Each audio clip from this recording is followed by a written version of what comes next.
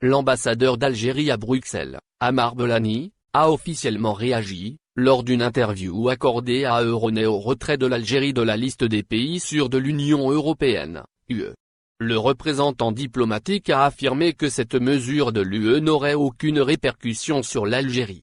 En effet, le diplomate a rappelé que la disposition de l'Union européenne était sans incidence sur l'Algérie, dans la mesure où les dirigeants du pays avaient déjà reconduit les restrictions sur les frontières terrestres, maritimes et aériennes, fermées depuis mars. L'ambassadeur d'Algérie à Bruxelles a également rappelé que cette décision visait à endiguer la propagation exponentielle du coronavirus sur le territoire algérien. C'est dans cette même optique que l'Union européenne a retiré l'Algérie, qui fait face à une flambée de la pandémie, de sa liste des pays dont la situation sanitaire est jugée sûre.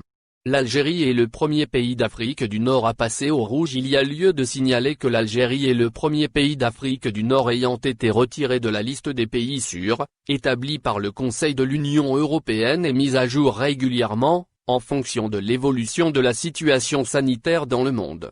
Désormais, plus que 12 pays sont considérés comme étant sûrs et dont les ressortissants peuvent accéder à l'espace Schengen.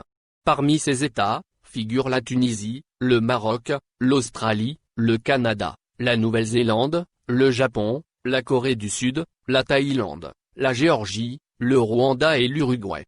Pour rappel, c'était jeudi 30 juillet que l'Union européenne avait officiellement annoncé l'exclusion de l'Algérie des pays dont les ressortissants sont autorisés à entrer sur l'espace Schengen. Le Conseil de l'Union européenne a motivé cette décision par la propagation alarmante de la pandémie de coronavirus en Algérie. Lire aussi, l'Algérie annonce de nouveaux vols de rapatriement pour le mois d'août. Au final, n'oubliez pas de vous abonner à la chaîne et appuyer sur la cloche pour recevoir toutes les nouvelles.